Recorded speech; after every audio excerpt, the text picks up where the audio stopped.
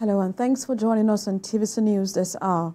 2 police officers have been killed and several others injured after operatives of the FCT command cracked down on members of the Islamic movement in Nigeria in the Wuse district of Abuja.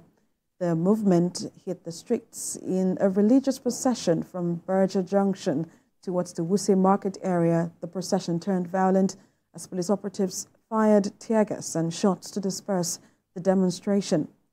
According to the command spokesperson, Superintendent of Police Josephine Ade said 3 police vehicles were burnt in the incident. The Shiites are claiming several of their colleagues have been killed and others arrested. Let's bring in our correspondent, defense correspondent, Sifan joins us on the news from the force headquarters in Abuja to tell us more about the Sifan. Talk to us. What more do you know? Well, for now, normalcy has returned in the affected area. That's the Wuse district coming from Bega. It's just like you read in your intro, it was a religious procession by members of Islamic State in Nigeria, otherwise known as Shiites. It was a procession that started yesterday in the suburbs like Nyanya and several other areas. But today it's reached a crescendo, and they were marching from the Bega down towards the Wuse district. And it degenerated into violence, and police fired tear gas, also fired shots to disperse them because at some point in time they were taking over the road. And at the end of the day, they claimed that they lost several lives, talking about members of the Shiite, although that is, we have to independently verify that. On the other hand, the police said they've lost 2 operatives, 3 vehicles burnt, while 3 other operatives are being treated. Actually, are in coma, according to the police. But we are also unable to independently verify that at the moment. But what we know and what we have reported is that crackdown by the police on members of the Islamic movement in Nigeria degenerated into outright violence. And this is not the first time we've seen this in the nation's capital. I know that you said the normalcy has returned to the Wuse area. Talk to us about the extent of damage that you see and you have heard from the police headquarters. Well, so far, so good. 3 police vehicles have been burnt, and other properties within the vicinity are equally been affected. But that would also be subject to confirmation by those who own those properties, you know, as it does stand. But we also understand that the police have arrested several. They've confirmed that they've arrested several of those who were in that procession.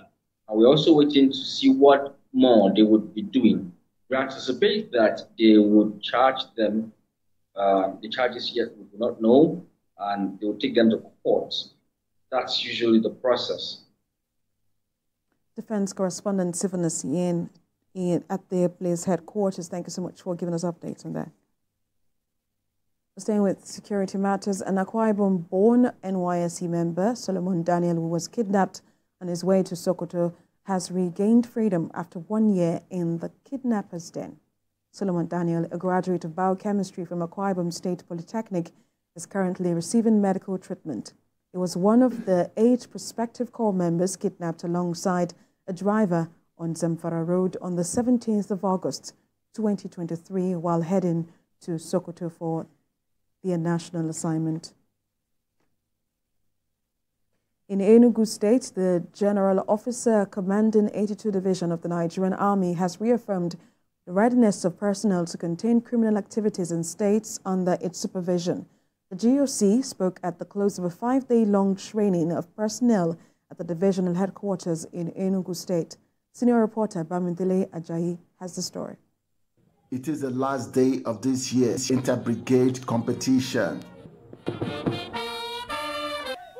The exercise includes drills, navigation, weapon handling, swimming, obstacle crossing, have cross-country and precision shooting.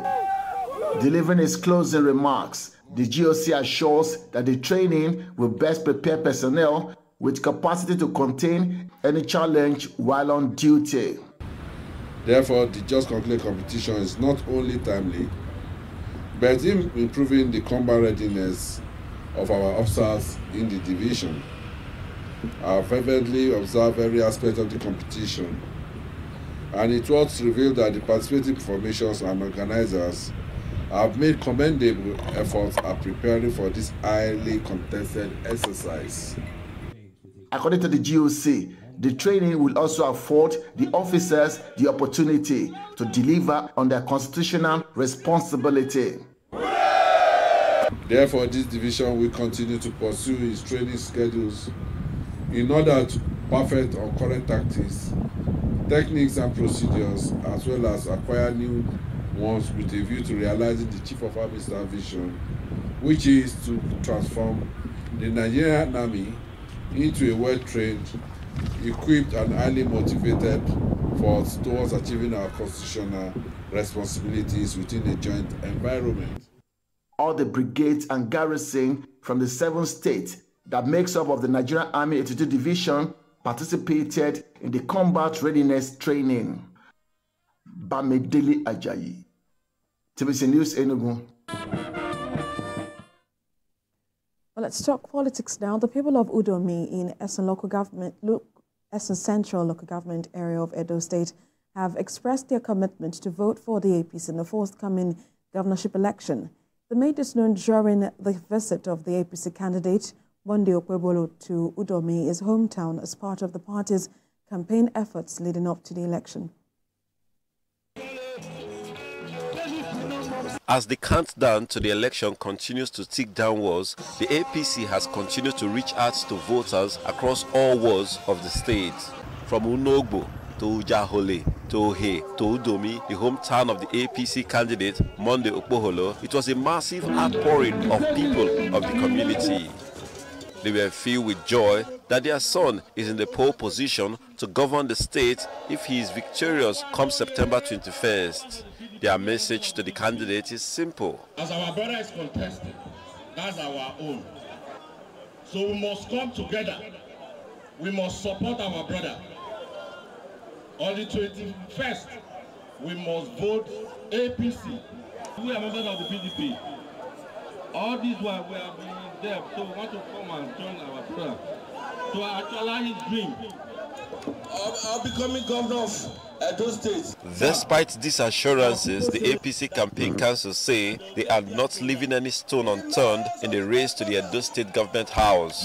Sir, our people say we should not campaign here. They tell you to vote for your pikin. To say vote for your pikin, every mother knows they must to feed the pikin.